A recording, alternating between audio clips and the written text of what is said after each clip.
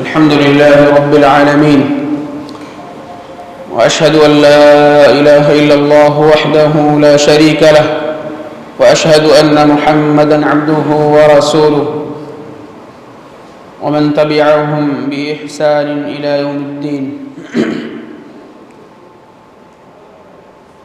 يا أيها الذين آمنوا اتقوا الله حق تقاته ولا تموتن إلا وأنتم مسلمون.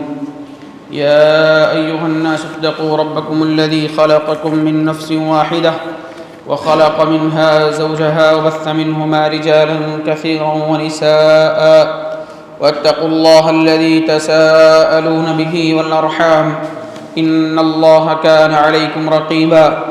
يا أيها الذين آمنوا اتقوا الله وقولوا قولا سديدا يصلح لكم أعمالكم ويغفر لكم ذنوبكم، ومن يطع الله ورسوله فقد فاز فوزا عظيما. أما بعد، فإن خير الحديث كتاب الله، وخير الهدي هدي محمد صلى الله عليه وسلم، وشر الأمور محدثاتها، وكل محدثة بدعة، وكل بدعة ضلالة، وكل ضلالة في النار. أعوذ بالله من الشيطان الرجيم. والسابقون الأولون من المهاجرين والأنصار والذين اتبعوهم بإحسان رضي الله عنهم ورضوا عنه. وقال الله تعالى في مقام آخر: والذين جاءوا من بعدهم يقولون ربنا اغفر لنا ولإخواننا الذين سبقونا بالإيمان ولا تجعل في قلوبنا غلا للذين آمنوا ربنا إنك رؤوف رحيم. محترم و معزز دینی ملی بھائیوں، بزرگوں، نوجوان ساتھیوں، آپ کے سامنے سیرت الانبیاء والسلف کے ٹائٹل سے گزشتہ کئی سالوں سے یہ سلسلہ چل رہا ہے. فی الحال ہم عشرہ مبشرہ یعنی وہ صحابہ کرام جن کو اللہ کے رسول صلی اللہ علیہ وسلم نے دنیا میں ہی جنت کی بشارت عطا فرمائی، ان کا ذکر اور ان کی سیرت آپ کے سامنے بیان کی جا رہی ہے. جس بزرگ اور بڑے ہی معزز اور بڑے ہی شجاعت اور بہادری کے پیکر صحابی رسول حضرت سعد بن ابی وقاص رضی اللہ تعالی عنہ کی سیرت کے کچھ پہلوؤں کو انشاءاللہ آج کے درس میں آپ کے سامنے بیان کرنے کی کوشش کروں گا.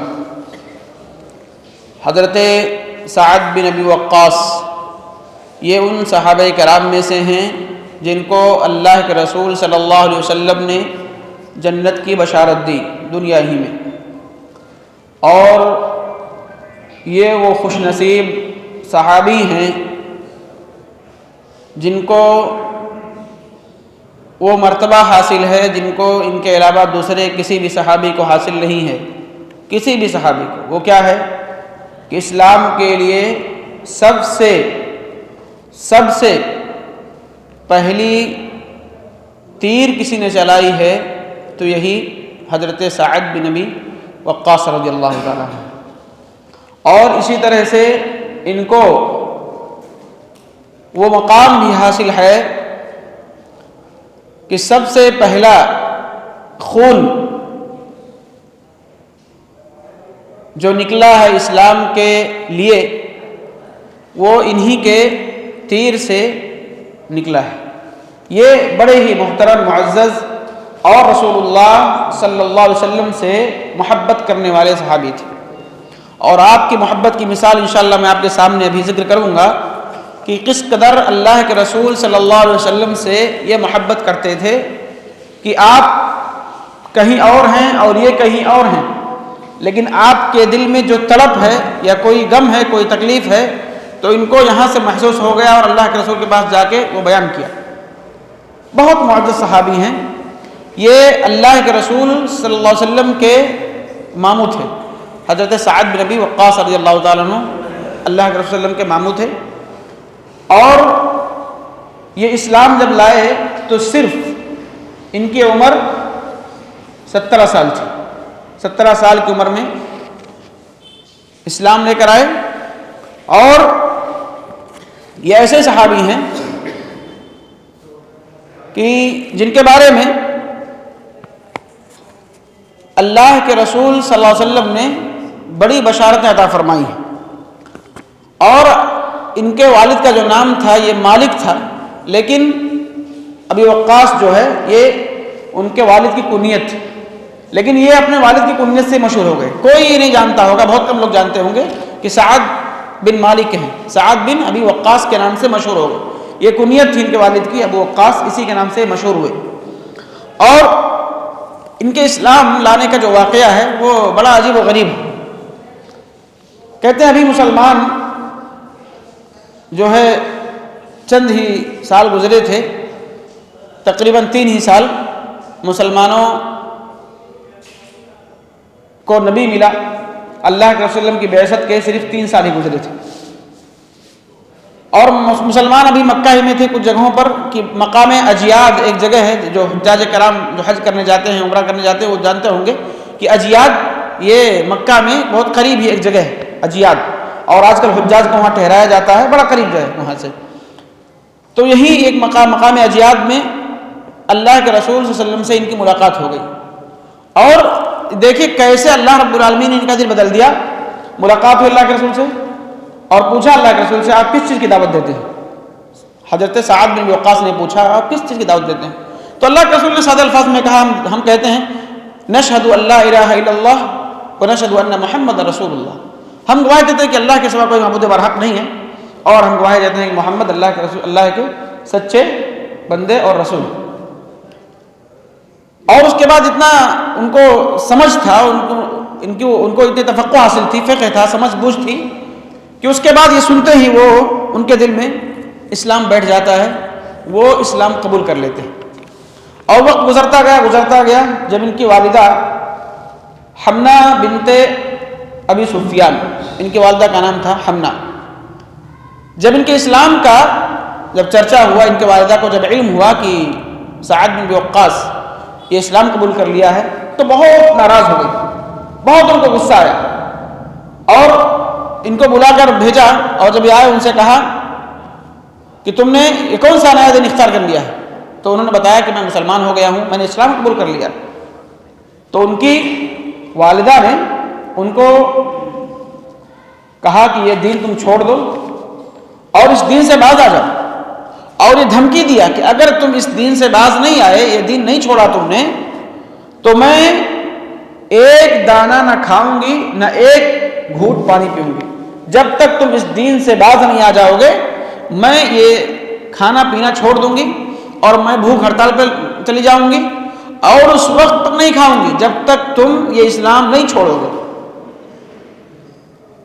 تو حضرت سعد بن وقاص نے کہا امی اس بھوک ہڑتال سے کچھ ہونے والا نہیں ہے، کچھ نہیں ہوگا، آپ کھانا پینا شروع کریں اور آپ رہیں. چنانچہ انہوں نے اسلام نہیں چھوڑا، اور اس کے بعد 1 دن اور 1 رات گزر گئے، ان کی ماں نے نہ کچھ کھایا نہ کچھ پیا. اس کے بعد پھر جب اپنی امی کے پاس آ کے دوسرے دن ملاقات کیا انہوں نے، تو کہا امی کھانا پینا شروع کرو، اس بھوک ہڑتال سے کچھ ہونے والا نہیں ہے. تو انہوں نے کہا ان کی والدہ نے کہ یاد رکھ اگر میں اسی بھوک ہڑتال میں مر گئی تو لوگ تجھ کو تانے دیں گے کہ یہ دیکھو اپنی ماں کا قاتل جا رہا ہے، اس نے اسلام لایا، اس کی ماں نے اس پر شرط رکھی کہ اسلام چھوڑ دے نہیں تو میں کھاؤ پیوں گی نہیں، اور یہ نہیں چھوڑا اور اس کی ماں کا بھوک پیاس سے انتقال ہو گیا، مر گئی، تو لوگ تجھ کو تانا دیں گے یہ اپنی ماں کا قاتل جا رہا ہے، تو چھوڑ دے اسلام. وہ کہتے ہیں ان کے الفاظ سنیے، وہ صاحب رسول کہتے ہیں ماں اللہ کے رسول صلی اللہ علیہ وسلم جو دین لایا ہے، جو اللہ کا یہ دین ہے، اس دین کے بدلے تمہاری جیسی ہزاروں مائیں قربان،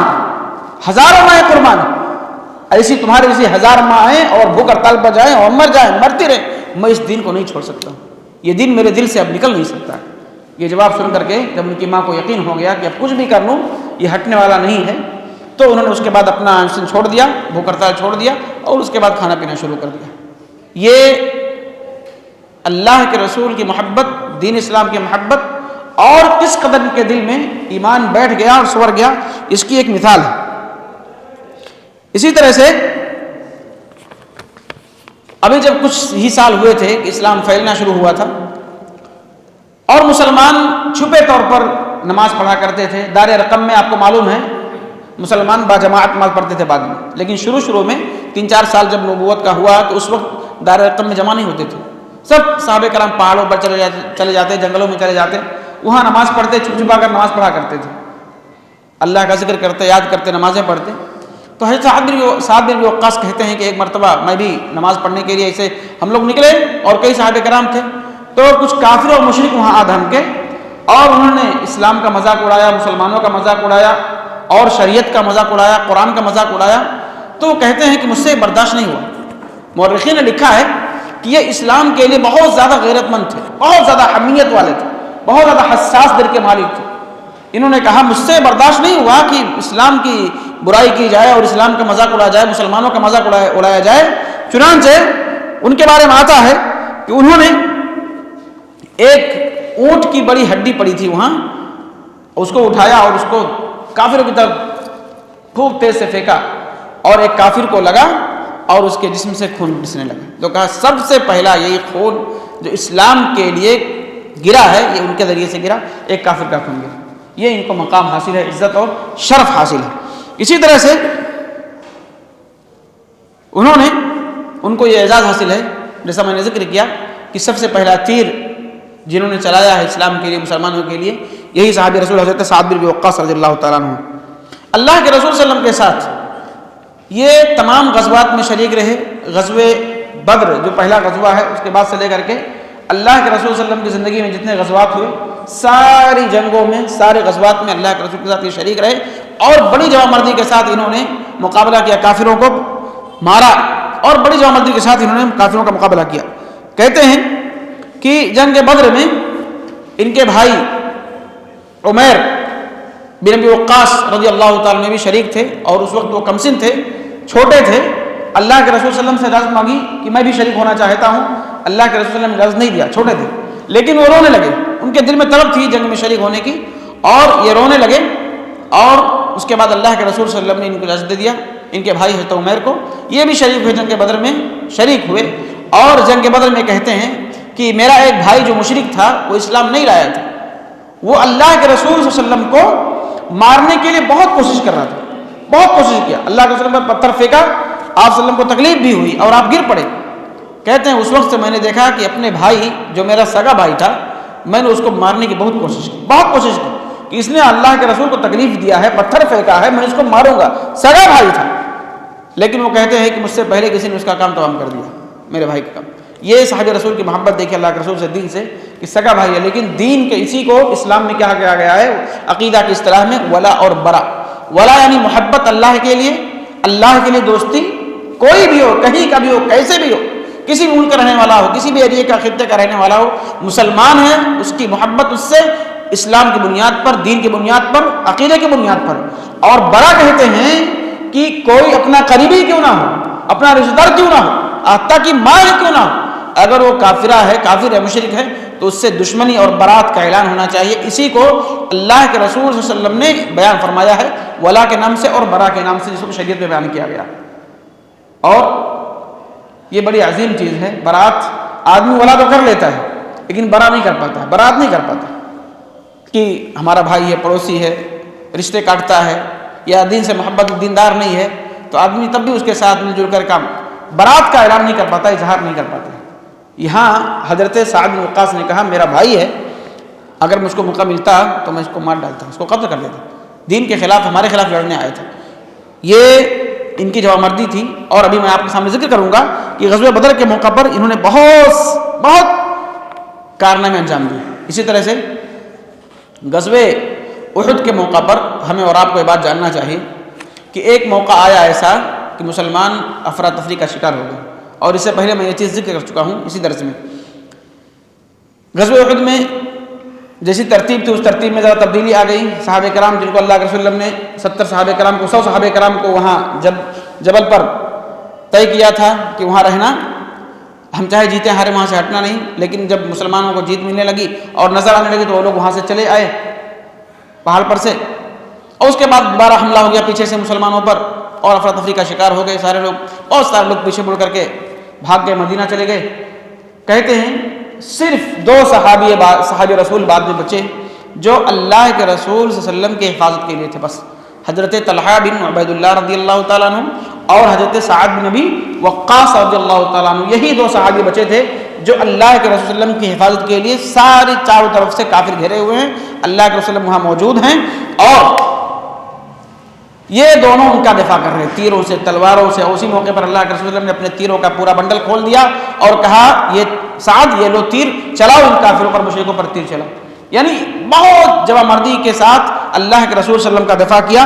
یہ اللہ کے رسول سے محبت کی دلیل ہے۔ اسی طرح سے رسول صلی اللہ علیہ وسلم سے اس قدر محبت تھی ان کی، کہتے ہیں عائشہ رضی اللہ تعالیٰ عنہ بیان فرماتی ہیں کہ ایک رات مدینہ طیبہ میں اللہ کے رسول صلی اللہ علیہ وسلم جاگ رہے تھے، آپ ذرا پریشان نظر آئے اور آپ کو شاید بے چینی تھی، نیند نہیں آ رہی تھی، آپ جاگ رہے تھے۔ اللہ کے رسول نے کہا کاش میرا کوئی ساتھی ہوتا، صحابی ہوتا جو آج رات میری پہرےداری کرتا، میری حفاظت کرتا۔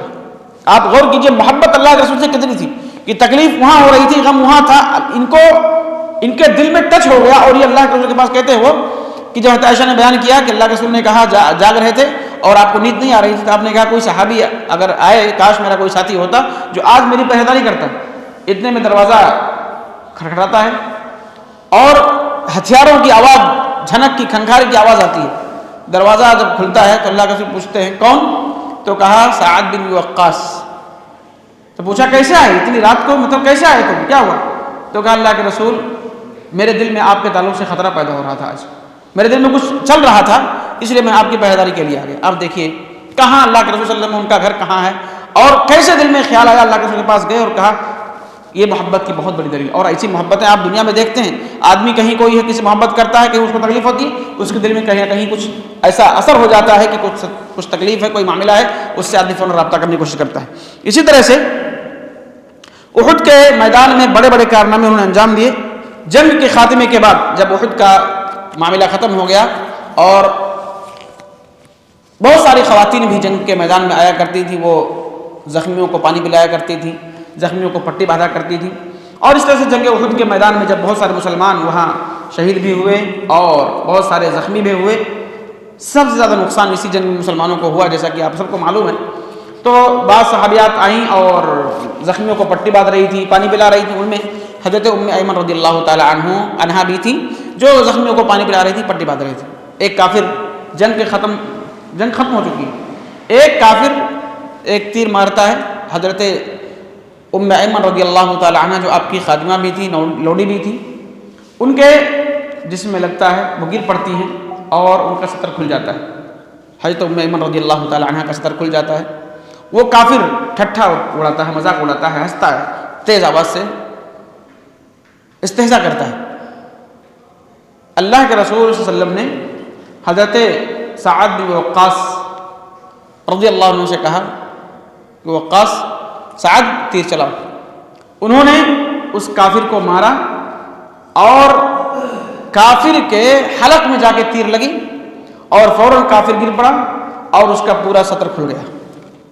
صحابی رسول بیان فرماتے ہیں سعد بن وقاص خود کہ اللہ کے رسول اتنا تیز ہنسے کہ آپ کے دانتوں کے دانت دکھ گئے، یعنی آپ کو بہت خوشی، آپ نے اس کا مذاق اڑا دیا۔ یہ حضرت سعد بن وقاص رضی اللہ عنہ کی خدمات ہیں جنگ احد کے موقع پر۔ اور اسی طرح سے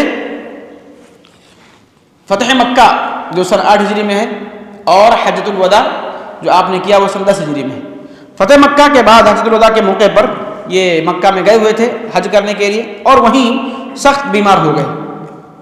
ان کو عرق النساء کی بیماری تھی، کمر کی نس رہتی ہے، تکلیف رہتی ہے، اس میں آدمی چل پھر نہیں پاتا، بڑی تکلیف ہوتی ہے، بیماری ہو گئی اور ان کو ایسا لگنے لگا کہ اب شاید میں بچ نہیں پاؤں گا، میں زندہ نہیں بچ پاؤں گا۔ تو اللہ کے رسول سے کہا اللہ کے رسول تکلیف بہت ہے اور شاید کہیں ایسا تو نہیں کہ مہاجرین کا جو ثواب ہے وہ مجھ سے ختم ہو جائے، چونکہ مہاجر مکہ میں یہ آئے تھے حج کے موقع پر اور یہیں اگر مر گیا، میرا انتقال ہو گیا تو ایسا تو نہیں کہ مہاجرین کی جو فضیلت ہے وہ ہم سے چلی جائے گی، ہم اس سے محروم رہ جائیں گے۔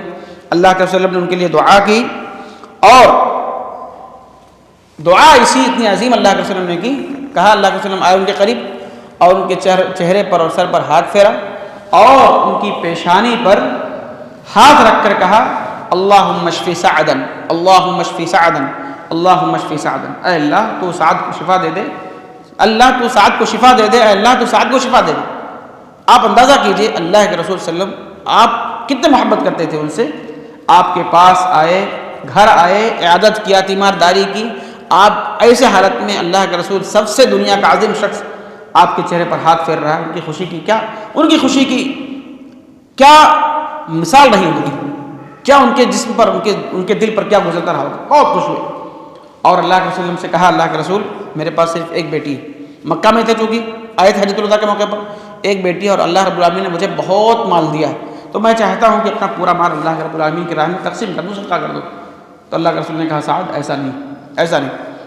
الثلث والثلث کثیر. سعد دیکھو 1/3 صدقہ کرو، اور 1/3 بھی بہت زیادہ ہے صدقہ کرنے کے لیے. 1/3 بھی بہت زیادہ ہے. چنانچہ اللہ کے رسول صلی اللہ علیہ وسلم کی دعا سے، اللہ رب العالمین کی رحمت سے، اللہ رب العالمین کی شفقت سے ان کو شفا مل گئی. اور اس کے بعد وہ مدینہ آئے. اس کے بعد پھر اپنا جو اس نے وعدہ کیا تھا ثلث مال اللہ کی راہ میں تقسیم کیا. اور صحابی رسول بیان فرماتے ہیں کہ اللہ رب العالمین نے ان کے مال میں رب کی اللہ کے رسول کی دعا کی وجہ سے اتنی برکت دی کہ جتنا خرچ کیا تھا اس سے زیادہ ان کو پھر سے فائدہ ہو گیا. اور اس کے بعد وہاں مدینہ میں آنے کے بعد دوبارہ شادیاں کی، شفایاب ہو گئے، شادیاں کی، اور بہت زیادہ اللہ رب العالمین نے نوازا، اولاد سے، مال سے، نعمت سے نوازا. اور اللہ کے وسلم نے مستجاب الدعوات دعا کیا ان کے لیے کہ اللہ ان کو دعا کو قبول کر لے. حضرت سعد کے بارے میں کہا ان کو دعا کو قبول کر. اور اللہ کے رسول کی دعا کا اثر یہ ہوا کہ یہ صحابہ کرام میں مستجاب الدعوات کے نام سے مشہور ہو گئے. مستجاب الدعوات کا معنی کیا ہے کہ اللہ تعالیٰ ان کی دعا کو قبول کر ہی لیتا ہے. انشاءاللہ چند مثالیں میں آپ کے سامنے رکھوں گا کہ ان کی دعا کی قبولیت کی آخر میں انشاءاللہ. اسی طرح سے یہ کارنامے ہیں ان کے جنگ حوالے سے.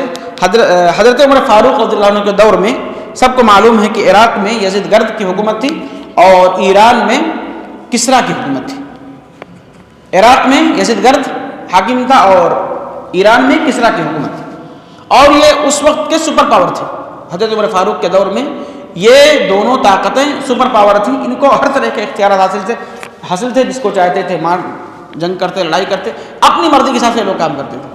چنانچہ حضرت عمر فاروق رضی اللہ تعالیٰ عنہ کو جب یہ پتہ چلا کہ یزید گرد اپنے جماعتوں کو لے کر کے، ٹولیوں کو لے کر کے مسلمانوں پر حملہ کرنا چاہتا ہے، چیلنج کرنا چاہتا ہے، تو انہوں نے صحابہ کرام کو جمع کیا، جو مشورہ والے تھے اصحاب الرائے والوں ان کو جمع کیا اور مشورہ کیا. تو سارے لوگوں نے مشورہ کیا کہ ہاں ہم کو ان کے خلاف کچھ قدم اٹھانا چاہیے. اور امارت کے لیے، امیر کے لیے حضرت عمر فاروق کے نام کا انتخاب کیا. چونکہ وہ خلیفہ تھے انہی کے نام کا انتخاب کیا. سارے لوگ راضی ہو گئے. لیکن سعد بن وقاص رضی اللہ عنہ نے کہا کہ میں اس رائے کی شدید مخالفت کرتا ہوں. میں یہ نہیں چاہتا کہ عمر فاروق رضی اللہ تعالیٰ عنہ قادسیہ جائیں اور وہاں ایرانیوں کے مقابل میں یا عراقیوں کے مقابل میں لڑائی کریں. میں یہ نہیں چاہتا. سب لوگ خاموش ہو گئے. تو کہا پھر سے اب یہ ہو گیا کہ منع کر دیا گیا. تو کہا اب کس کو بنایا جائے، امیر کس کو بنایا جائے، قائد کس کو بنایا جائے. تو حضرت عبد الرحمن بن عوف رضی اللہ تعالیٰ نے کہا کہ میں پا گیا. 3 مرتبہ انہوں نے کہا میں پا گیا. صحابہ کرام نے ان کی طرف تعجب سے دیکھا کیا پا گئے، کیا ہوا. تو انہوں نے کہا میرے ذہن میں ایک نام آتا ہے، حضرت سعد بن ابی وقاص رضی اللہ تعالیٰ عنہ کا نام آ رہا ہے. انہوں نے ان کا نام پیش کیا حضرت عبد الرحمن بن عوف نے. اور اس کے بعد مشورہ ہو چکا تھا. اہل الرائے جتنے لوگ تھے، جتنے مشاورت والے، سبھوں نے اپنی رائے بدل دی اور حضرت سعد بن وقاص کو امیر بنا دیا گیا. اس قادسیہ کی جنگ کے کاروان کا ان کو امیر بنایا گیا، قائد بنایا گیا. اور اس کے بعد یہ اس وقت بیمار ہی تھے. قادسیہ کے جنگ کے موقع پر یہ بیمار ہی تھے. گئے قادسیہ پہنچے اور واقعہ اتنا عظیم ہے، یہ جنگ کا واقعہ اتنا عظیم ہے کہ قادسیہ کی جو فوج تھی یا ان لوگوں کی، عراقیوں کی، 1,20,000 سے اوپر تھی. اور مسلمان بہت معمولی تھے، بہت زیادہ نہیں تھے. تعداد ان کی تاریخ میں ذکر نہیں ان کی تعداد. 1,20,000 کے اوپر یہ عراقی لوگ تھے. اور یہ اپنے قاصد کو بھیج رہے ہیں. حضرت وہاں پہنچ کر کے، قادسیہ میں پہنچ کر کے قاصد اپنا بھیج رہے ہیں، پیغامبر بھیج رہے ہیں. اور اس میں کہتے ہیں تمہارے پاس صرف 3 آپشن ہیں بس. یہ جرات مندی دیکھیے, فیصلہ, قوت فیصلہ آدمی کے اندر ہو تو بڑی بڑی کٹھنائیاں, مشکلیں آدمی منٹوں میں آسان کر لیتا ہے اپنے فیصلے سے. تو امیر کا قوت فیصلہ والا ہونا بہت ضروری ہے, قائد کا قوت فیصلہ والا ہونا بہت ضروری ہے. انہوں نے فیصلہ کیا, 3 آپشن دیے. کہا یا تو تم لوگ ایمان لے آؤ, ہم یہاں سے تم سے بغیر قتال کیے واپس چلے جاتے ہیں. دوسرا آپشن یہ دیا, اگر تم ایمان نہیں لاتے ہو تو تم ہمیں جزیہ دو, ٹیکس دو. تم گویا کہ اب ہماری زمین پر رہو گے, اگر تم اس پر شرط پر راضی ہو تو گویا کہ زمینیں ہماری ہیں, اب تم ہم کو ٹیکس دے کے تب یہاں رہ سکتے ہو. تیسرا آپشن یہ دیا, اگر تم یہ دونوں نہیں مانتے ہو تو اب ہمارے درمیان اور تمہارے درمیان تلوار فیصلہ کرے گی, یعنی لڑائی ہوگی, جنگ. اب یزید گرد کے پاس جب یہ خط پہنچا, جو حضرت سعد بن وقاص کا جو پیغمبر تھا, سفیر تھا, ان کو جب پیش کیا اس کو, تو وہ غصے سے اگ بگولا ہو گیا. اور اس نے کہا, اس کے سامنے, سفیر کے سامنے ہی کہا کہ اگر سفیروں کو قتل نہ کرنے کا ہمارے یہاں یہ ترتیب نہ ہوتی یا یہ طریقہ نہ ہوتا تو میں تم کو ابھی فوراً قتل کر دیتا. لیکن اس نے یہ کہا, اپنے کارندوں سے کہا کہ تم مٹی بھر کر کے ان کے سر پہ لاد دو اور ان کو کہو لے کے جاؤ, مٹی لے کے جاؤ اپنے بادشاہ کے پاس, اپنے امیر کے پاس, یعنی سعد بن ابی وقاص کے پاس مٹی لے کے جاؤ. چنانچہ اس کے کارندوں نے ان کو مٹی دیا ڈھیر, اپنے سر پر لاد کر لے کر گئے. اور یہاں ایک بات ہے, بہت عظیم بات ہے ہم کو سمجھنے کی. وہ مٹی لے کر گئے اور حضرت سعد بن وقاص جو ان کے قائد تھے ان سے کہا کہ آپ کو مبارک ہو, دشمن نے اپنی زمین خود ہمیں دے دی, دشمن نے اپنی زمین خود ہمیں دے دی. یہ اس کو کہتے ہیں کہ آدمی کسی سے فال لیتا ہے. فال مطلب فال برا بھی ہوتا ہے اور فال اچھا بھی ہوتا ہے. فال مطلب کسی کے آنے اور جانے سے کسی چیز کی اچھائی کو مراد لینا, یہ فال ہے. اللہ کے رسول نے حدیث میں فرمایا کہ اطیہ, جس کو بولتے ہیں تیرا بھی کہہ سکتے ہیں, کہ آدمی کسی سے اچھا شگون لیتا ہے. اردو میں آپ کہہ سکتے ہیں شگون لینا. یہ جب مٹی اس نے دیا وہاں سے تو کہا مبارک ہو, اس نے اپنی زمین آپ کے حوالے کر دی. یعنی یہاں شگون, نیک شگون لیا کہ اب انشاءاللہ ہم قادسیہ پر قابض ہوں گے. تو نیک شگون لینا جائز ہے, لیکن بد شگون لینا جائز نہیں ہے. کہ تم آئے تو ہمارا نقصان ہو گیا, تمہارے ساتھ نہیں ہوتا نا تو ایکسیڈنٹ نہیں ہوتا, تمہارے ساتھ ایسا ہوا تو یہ جائز نہیں ہے, جائز نہیں ہے, درست نہیں ہے, ناجائز ہے. لیکن نیک شگون لینا, آپ چلیں گے انشاءاللہ ہمارا معاملہ اچھا ہوگا, آسان ہوگا. آپ آئے, اس وجہ سے برکت آ گئی, آپ دیکھیے اب سب اچھا لگ رہا ہے. تو نیک شگون لینا جائز ہے, بد شگونی لینا جائز نہیں ہے. تو یہاں نیک شگون کیا لیا انہوں نے, قاصد نے, اللہ حضرت صاحب نے ابی وقاص کے سامنے, کہ دشمن نے یہ مٹی جو دی ہے نا, یہ گویا کہ اپنی زمین ہمارے حوالے کر دی. اس کے بعد مسلمانوں کے ساتھ ان کے لوگوں کی لڑائیاں ہوئیں, یعنی عراقیوں کے ساتھ مسلمانوں کو فتح نصیب ہوئی اور بہت سارا مال و دولت نصیب ہوا, اور سارا کا سارا مدینہ کی طرف حضرت عمر فاروق کے پاس بھیج دیا گیا. یہ مسلمانوں کی فتح ہوئی, اس طرح مسلمان جیت گئے اور وہاں سے ان کو کامیابی حاصل ہوئی. اسی طرح سے اس کے بعد حضرت سعد بن وقاص رضی اللہ تعالیٰ عنہ نے مدائن کی طرف رخ کیا. مدائن میں نے ذکر کیا شروع میں ابھی کہ عراق جہاں کا بادشاہ یزید گرد تھا, اب وہ ہار چکا. اور میں نے ذکر کیا ایک لفظ اور, ایران جس کا بادشاہ کیا کون تھا, کسرا, فارسی لوگ. اور اس کا جو دارالحکومت تھا ایران کا, یہ مدائن تھا. مدائن شہر ہے, مدائن کی طرف انہوں نے قصد کیا. حضرت سعد بن وقاص رضی اللہ عنہ, اور ان کو اللہ رب العالمین نے اب شفا دے دیا تھا, مکمل طریقے سے صحتیاب ہو چکے تھے.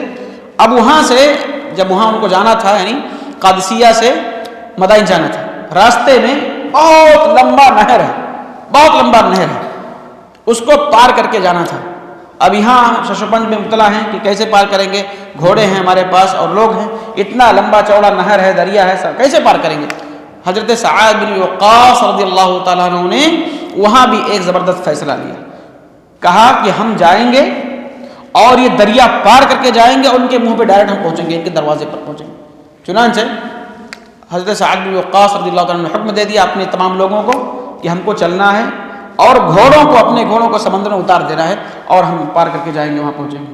اسی کو شاعر نے کہا کہ دشت تو دشت ہے, دریا بھی نہ چھوڑے ہم نے, بحر ظلمات میں دوڑا دیے گھوڑے ہم نے.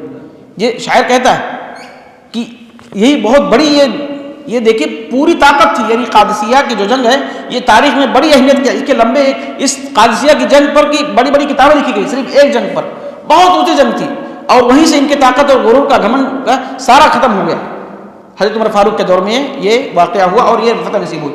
جب وہاں کہتے ہیں کہ جب مسلمانوں نے حضرت سعد بن وقاص کی عمارت میں قیادت میں جب وہ سمندر پار کر کے وہ لوگ گئے, گھوڑوں کو دوڑا دیا اور تیرا دیا سمندر میں, جب وہاں پہنچ گئے تو ان کے دروازے پر پہنچ گئے. جب ان کو پتہ چلا ایرانیوں کو اور کسریٰ کو, تو یہ لوگ ڈر گئے, بہت زیادہ مبہوت ہو گئے کہ یہ لوگ اتنا لمبا چوڑا نہر پار کر کے کیسے یہاں پہنچے, دشمن ہمارے دروازے پر پہنچ چکا. وہ لوگ ان کے آنے کے فوراً بعد وہاں سے خود ہی چھوڑ کر بھاگ گئے. پورا کسریٰ جو بادشاہ تھا اور یہ جو مدائن شہر تھا وہ سارے لوگ چھوڑ کر بھاگ گئے. تو کہا یہ لوگ انسان نہیں ہیں, یہ لوگ جن اور بھوت ہیں جو کہاں سے ہمارے پاس آ گئے, چنانچہ وہ لوگ خود بھاگ گئے چھوڑ جاتے. سارا مسلمانوں کو مل گیا. یہ حضرت سعد بن وقاص رضی اللہ تعالیٰ کی قیادت کا اثر تھا اور ان کے حاضر دماغی تھی کہ بہترین قوت رائے, بہترین فیصلہ انہوں نے موقع پر کیا اور مسلمانوں کو کامیابی حاصل ہوئی. یہ صحابی رسول بہت بڑا مقام ان کو حاصل ہوا. اور اس کے بعد دیکھیے آج کہ ایک مثال میں پیش کروں, آج کے دور میں کوئی آدمی چھوٹی سی فتح حاصل کر لیتا ہے, کہیں پارشد بن جاتا ہے, کہیں کچھ اور جیت جاتا ہے, کہیں کوئی, تو کیسے ڈھول تاشے نکڑے اور نغرے بجاتا اور کیا سے کیا ایسا لگتا ہے کہ کیا کس سے کیا پا گیا. حضرت سعد بن ابی وقاص رضی اللہ تعالی عنہم اپنا سر نیچے کیے ہوئے مدائن میں داخل ہوتے ہیں. وہ لوگ چھوڑ کے بھاگ چکے ڈر کے مارے, مدائن میں داخل ہوتے ہیں اور قرآن کی آیتوں کو پڑھتے ہیں, تلاوت کرتے ہیں. کون سی طرح کی آیتیں ہیں؟ کم ترکوا من جنات وعیون وزروع ومقام کریم ونعمت کانوا فیہا فاکہین, کہ کتنے انہوں نے چھوڑ دیا باغات کو, چشموں کو چھوڑ کر بھاگ گئے, اور کھیتیوں کو, اور بہترین بہترین مقام کریم, بہترین جگہوں کو, ونعمت کانوا فیہا فاکہین, اور نعمتوں کو جس سے مزے لے کے کھاتے تھے, جس میں رہتے تھے. کذالک وورثناھا قوما آخرین, اسی طرح اللہ رب العالمین کہتا ہے ہم دوسری قوموں کو اس کا وارث بناتے ہیں. یہ آیتیں پڑھتے ہوئے وہ سر جھکا کے چلے گئے. کوئی آپ فتح مکہ دیکھ لیجیے, آپ نے فتح حاصل کیا, کتنی بڑی فتح تھی فتح مکہ, آپ سر جھکا کر کے قرآن کی سورت کی تلاوت کرتے ہوئے آپ چلے جاتے ہیں. آج ماحول بدل چکا ہے. یہ فتح اللہ رب العالمین کی طرف سے نعمت ہے, شکر ادا ہونا چاہیے, نہیں کہ ایسی چیزیں حرام اعمال ہمیں انجام دینا چاہیے ایسی چیزوں پر. اور یہ فتح جو ہمیں برائی کی طرف لے جائے, ایسی فتح کیا ہو سکتی ہے, ہمیں آپ کو سمجھنا چاہیے. اسی طرح سے حضرت سعد بن وقاص رضی اللہ تعالی عنہ مشہور صحابی رسول ہیں. یہ ریا سے, نمود سے, دکھاوے سے بہت دور رہتے تھے, بہت دور رہتے تھے. حضرت عثمان بن عفان رضی اللہ تعالیٰ عنہ کی جب شہادت ہوئی, اس کے پہلے میں ذکر کر چکا ہوں, تو بہت سارے نام آئے. حضرت علی بن ابی طالب کا نام آیا, عبدالرحمن بن عوف کا نام آیا, اور ان میں سے حضرت سعد بن وقاص رضی اللہ عنہ کا بھی نام آیا کہ ان کو خلیفہ بنایا جائے حضرت عثمان بن عفان رضی اللہ عنہ کے بعد. لیکن انہوں نے کہا میں خلیفہ نہیں بن سکتا ہوں. انہوں نے خود کو اس سے دور رکھ کر کے حضرت علی بن ابی طالب کے سپرد کر دیا, اور اس کے بعد اپنے کام میں لگ گئے, بکریاں چرا رہے ہیں, اپنے کام میں مبتلا ہیں. عقیق ایک جگہ ہے, ایک مکہ کے قریب عقیق ایک جگہ ہے, اور یہ مدینہ کے بھی تھوڑا سا آگے جائیں گے تو وہاں عقیق پڑتا ہے. تو یہی وہ رہتے تھے. ان کے پاس ان کا بیٹا گیا اور کہا ابو جان سب خلیفہ کے لیے اختلاف کر رہے ہیں, خلیفہ بنانے کی کوشش کر رہے ہیں, آپ بھی اپنا نام درج کرائیے. انہوں نے اپنے بیٹے کو ڈانٹا, کہا بھاگ جاؤ, چلو نکلو یہاں سے, بھگا دیا. اس کے بعد ان کا بھتیجا آیا اور کہا چلیے آپ کی خلافت کے لیے ہم بات کر رہے ہیں, آپ کو بنائیں گے. انہوں نے ان کو بھی بھگا دیا, اپنے بھتیجے کو.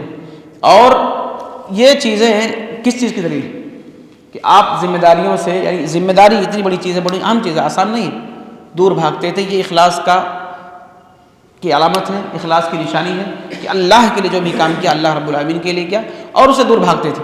اور اسی طرح سے آپ دیکھیے کہ ان کے بارے میں یہ چیز بڑی مشہور ہے کہ اس قدر یہ دور بھاگتے تھے کہ ایک وادی, وہیں وہ بکریاں چرایا کرتے تھے, وہیں ان کا انتقال ہو گیا. اور آخری وقت میں جب ان کا آخری وقت چل رہا تھا تو ایک صندوق ان کے گھر میں تھا بغل میں. انہوں نے اس صندوق کی طرف اشارہ کیا اور کہا یہ صندوق کھولو. اس صندوق کو کھولا گیا, اس میں ایک جبہ تھا. انہوں نے کہا یہ جبہ وہ ہے کہ جس کو پہن کر کے میں غزوہ بدر میں شریک ہوا تھا. یہی جبہ میں نے بحفاظت کو رکھا ہے اس میں، تم لوگ میرے مرنے کے بعد مجھے یہی جبہ کفن میں پہنا دینا، یہی جبہ کفن میں پہنا دینا۔ یہ اصل میں سعادت تھی جو انہوں نے حاصل کیا۔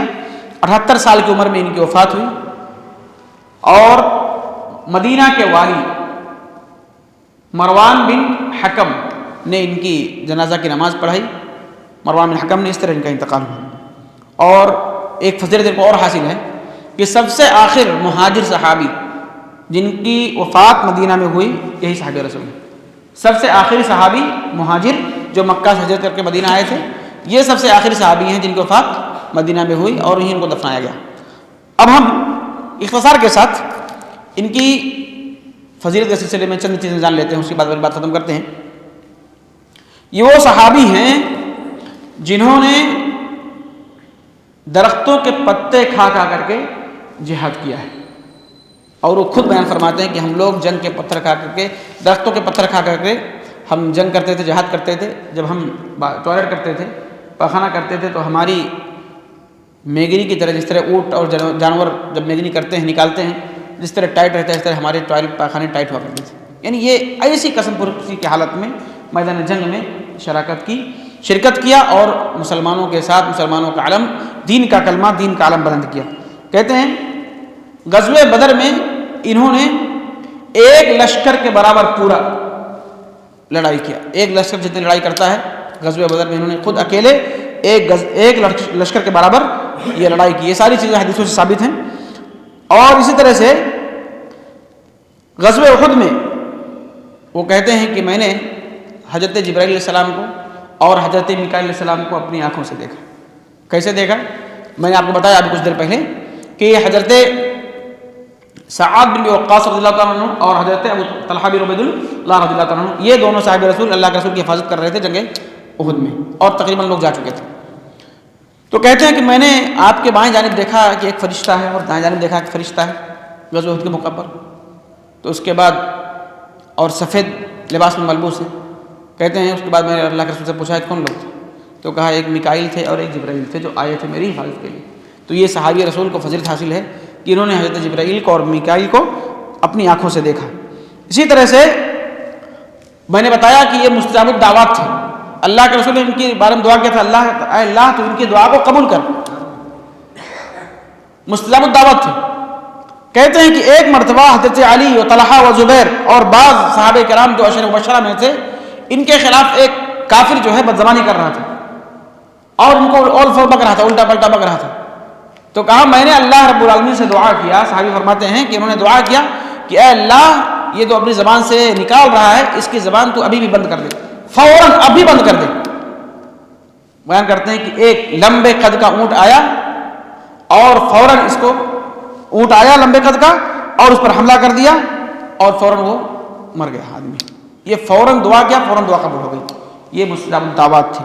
اور کئی مثالیں اس کو تاریخی مورخین نے ذکر کیا، حدیثوں میں موجود ہیں، لیکن یہ مستجاب الدعوات تھے، اور بہت سارے دور دور سے لوگ ان کے پاس آتے تھے، دعا کرانے کے لیے دعا کرتے تھے، اور اللہ تعالیٰ ان کی دعا کو قبول کرتا تھا۔